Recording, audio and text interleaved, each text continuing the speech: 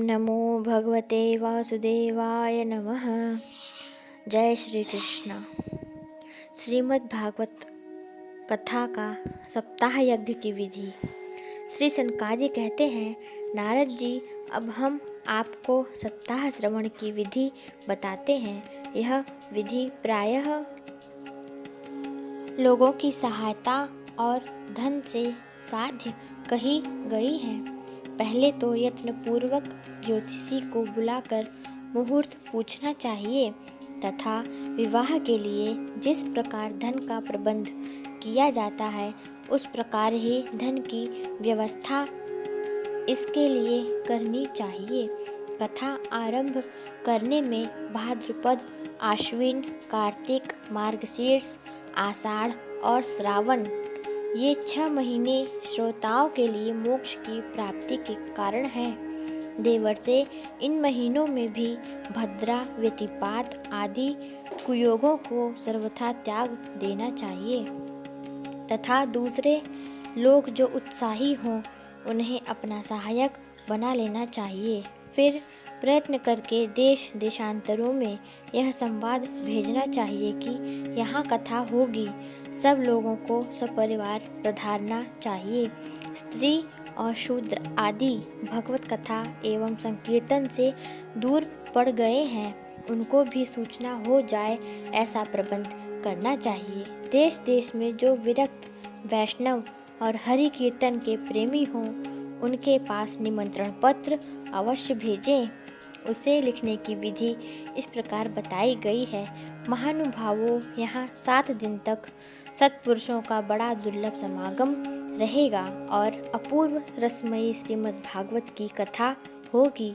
आप लोग भगवत रस के रसिक हैं, अतः श्री भागवत कथा अमृत का पान करने के लिए प्रेम पूर्वक शीघ्र ही पधारने की कृपा करें। यदि आपको विशेष अवकाश न हो तो भी 1 दिन के लिए तो अवश्य ही कृपा करनी चाहिए, क्योंकि यहाँ का तो एक क्षण भी अत्यंत दुर्लभ है। इस प्रकार विनय पूर्वक उन्हें निमंत्रित करें और जो लोग आए उनके लिए यथोचित निवास स्थान का प्रबंध करें। कथा का श्रवण किसी तीर्थ में, वन में अथवा अपने घर पर भी अच्छा माना गया है। जहाँ लंबा चौड़ा मैदान हो वहीं कथा स्थल रखना चाहिए। भूमि का शोधन, मार्जन और लेपन करके रंग बिरंगी धातुओं से चौक पूरे घर की सारी सामग्री उठाकर एक कोने में रख दें। 5 दिन पहले से ही यत्नपूर्वक बहुत से बिछाने के वस्त्र एकत्र कर लें तथा केले के खंभों से सुशोभित एक ऊंचा मंडप तैयार कराएं। उसे सब ओर फल, पुष्प, पत्र और चंदों से अलंकृत करें तथा चारों ओर झाड़ियाँ लगाकर तरह तरह के सामानों से सजा दें। उस मंडप में कुछ ऊंचाई पर 7 विशाल लोकों की कल्पना करें और उनमें विरक्त ब्राह्मणों को बुला बुला कर बैठाएं। आगे की ओर उनके लिए वहां यथोचित आसन तैयार रखें। इनके पीछे वक्ता के लिए भी एक दिव्य सिंहासन का प्रबंध करें। यदि वक्ता का मुख उत्तर की ओर रहे तो श्रोता पूर्वाभिमुख होकर बैठे और यदि वक्ता पूर्वाभिमुख रहे तो श्रोता को उत्तर की ओर मुख करके बैठना चाहिए अथवा वक्ता और श्रोता को पूर्वमुख होकर बैठना चाहिए। देश काल आदि को जानने वाले महानुभावों ने श्रोता के लिए ऐसा ही नियम बताया है। जो वेद शास्त्र की स्पष्ट व्याख्या करने में समर्थ हो, तरह तरह के दृष्टांत दे सकता हो तथा विवेकी और अत्यंत निष्प्रिय हो, ऐसे विरक्त और विष्णु भक्त ब्राह्मण को वक्ता बनाना चाहिए। श्रीमद् भागवत के प्रवचन में ऐसे लोगों को नियुक्त नहीं करना चाहिए जो पंडित होने पर भी अनेक धर्मों के चक्कर में पड़े हुए स्त्री लंपट एवं पाखंड के प्रचारक हों। वक्ता के पास ही उसकी सहायता के लिए एक वैसा ही विद्वान स्थापित करना चाहिए वह भी सब प्रकार के संशयों की निवृत्ति करने में समर्थ और लोगों को समझाने में कुशल हो। कथा प्रारंभ के दिन से एक दिन पूर्व व्रत ग्रहण करने के लिए वक्ता को क्षौर करा लेना चाहिए तथा अरुणोदय के समय शौच से निवृत्त होकर अच्छी तरह स्नान करें और संध्या आदि अपने नित्य कर्मों को संक्षेप से समाप्त करके कथा के विघ्नों की निवृत्ति के लिए श्री गणेश जी का पूजन करें। तदनंतर पितृगण का तर्पण कर पूर्व पापों की शुद्धि के लिए प्रायश्चित करें और एक मंडल बनाकर उसमें श्री हरि को स्थापित करें। फिर भगवान श्री कृष्ण को लक्ष्य करके मंत्रोच्चारण पूर्वक क्रमशः षोडशोपचार विधि से पूजन करें और उसके पश्चात प्रदक्षिणा तथा नमस्कार आदि कर इस प्रकार स्तुति करें। हे करुणानिधान, मैं संसार सागर में डूबा हुआ और बड़ा दीन हूँ। कर्मों के मोह रूपी ग्रह ने मुझे पकड़ रखा है। आप इस संसार सागर से मेरा उद्धार कीजिए। इसके पश्चात धूप दीप आदि सामग्रियों से श्रीमद् भागवत की भी बड़े उत्साह और प्रीतिपूर्वक विधि विधान से पूजा करें। फिर पुस्तक के आगे नारियल रखकर नमस्कार करें और प्रसन्न चित्त से इस प्रकार स्तुति करें।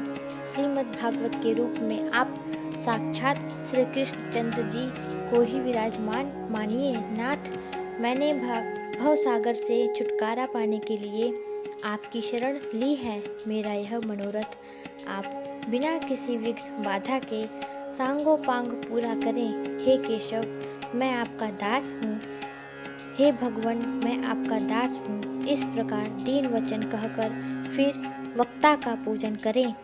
उसे सुंदर वस्त्र आभूषणों से विभूषित करें और फिर पूजा के पश्चात उसकी इस प्रकार स्तुति करें। सुख स्वरूप भगवान, आप समझाने की कला में कुशल और सब शास्त्रों में पारंगत हैं। कृपया इस कथा को प्रकाशित करके मेरा अज्ञान दूर करें। फिर अपने कल्याण के लिए प्रसन्नतापूर्वक उसके सामने नियम ग्रहण करें और 7 दिनों तक यथाशक्ति उसका पालन भी करें। कथा में विघ्न न हो इसके लिए 5 ब्राह्मणों को और वर्ण करें। वे 12 मंत्र द्वारा भगवान के नामों का जप करें। फिर ब्राह्मण अन्य विष्णु भक्त एवं कीर्तन करने वालों को नमस्कार करके उनकी पूजा करें और ज्ञान की आज्ञा पाकर स्वयं भी आसन पर बैठ जाएं। जो पुरुष लोक संपत्ति, धन, घर और पुत्रा आदि की चिंता छोड़कर शुद्ध चित्त से केवल कथा में ही ध्यान रखता है, उसे इसके श्रवण का उत्तम फल मिलता है। बुद्धिमान वक्ता को चाहिए कि सूर्योदय से कथा आरंभ करके 3:30 पहर तक मध्यम स्वर से अच्छी तरह कथा बाँचे। दोपहर के समय 2 घड़ी तक कथा बंद रखे। उस समय कथा के प्रसंग के अनुसार वैष्णवों को भगवान के गुणों का कीर्तन करना चाहिए। व्यर्थ बातें नहीं करनी चाहिए।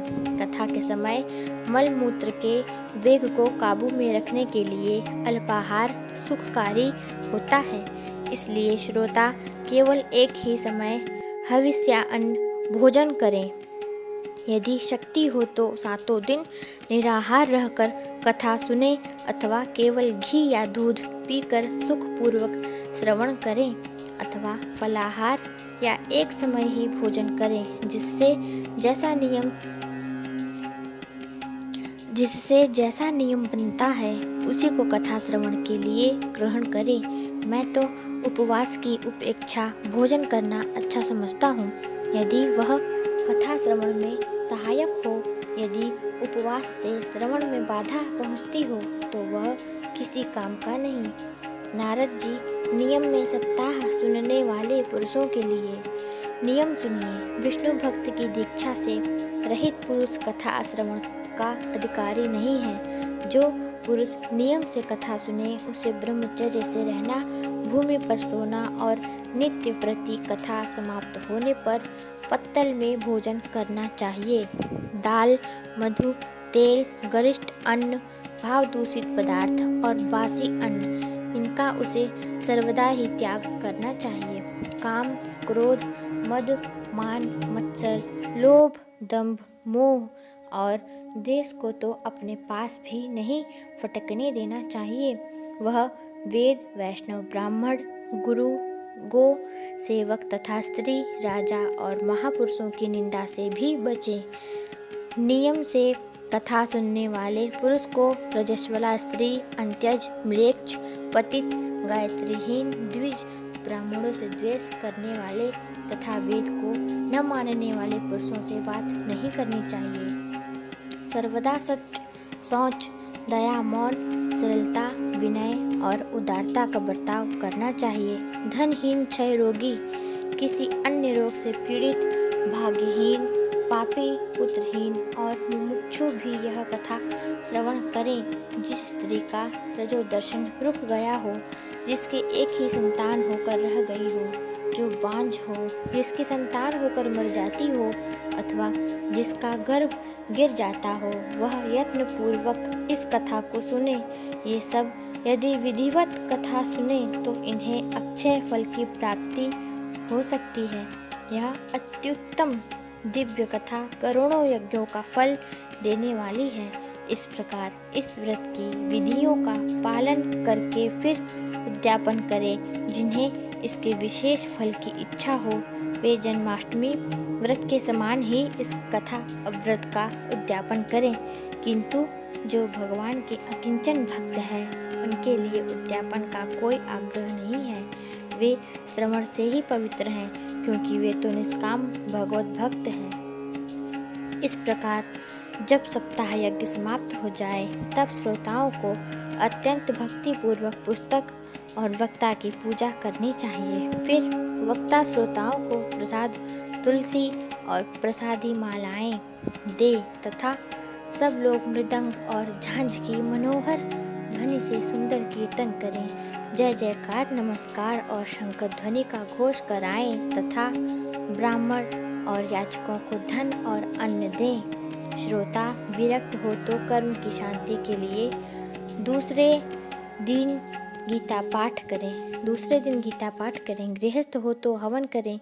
उस हवन में 10वें स्कंद का एक एक श्लोक पढ़कर विधि पूर्वक खीर, मधु, घृत, तिल और अन्न आदि सामग्रियों से आहुति दें अथवा एकाग्र चित्त से गायत्री मंत्र द्वारा हवन करें, क्योंकि तत्वतः यह महापुराण गायत्री स्वरूप ही है। होम करने की शक्ति न हो तो उसका फल प्राप्त करने के लिए ब्राह्मणों को हवन सामग्री दान करें तथा नाना प्रकार की त्रुटियों को दूर करने के लिए और विधि में फिर जो न्यूनाधिकता रह गई हो उसके दोषों की शांति के लिए विष्णु सहस्त्र नाम का पाठ करें। उससे सभी कर्म सफल हो जाते हैं, क्योंकि कोई भी कर्म इससे बढ़कर नहीं है। फिर 12 ब्राह्मणों को खीर और मधु आदि उत्तम उत्तम पदार्थ खिलाएं तथा व्रत की पूर्ति के लिए गौ और सुवर्ण का दान करें। सामर्थ्य हो तो 3 तोले सोना का एक सिंहासन बनवाएं, उस पर सुंदर अक्षरों में लिखी हुई श्रीमद् भागवत की पोथी रखकर उसकी आवाहन आदि विविध उपचारों से पूजा करें और फिर जितेंद्रीय आचार्य को उसका वस्त्र, आभूषण एवं गंधादि से पूजन कर दक्षिणा के सहित समर्पण कर दें। यूँ करने से वह बुद्धिमान दाता जन्म मरण के बंधनों से मुक्त हो जाता है। यह सप्ताह पारायण की विधि सब पापों की निवृत्ति करने वाली है। इसका इस प्रकार ठीक ठीक पालन करने से यह मंगलमय भागवत पुराण अभीष्ट फल प्रदान करता है तथा अर्थ, धर्म, काम और मोक्ष चारों की प्राप्ति का साधन हो जाता है। इसमें संदेह नहीं है। सनक आदि कहते हैं, नारद जी, इस प्रकार तुम्हें यह सप्ताह श्रवण की विधि हमने पूरी सुना दी। अब और क्या सुनना चाहते हो? इस श्रीमद् भागवत से भोग और मोक्ष दोनों ही हाथ लग जाते हैं। बोलिए जय श्री कृष्णा। तो भक्तों, ये भागवत कैसी लगी आपको, भागवत की विधि कैसी लगी आपको, कमेंट करके ज़रूर बताएं। और इसके आगे का भाग आपको इसके आगे वाली वीडियो में मिलेगा। जय श्री राधे, जय श्री कृष्णा।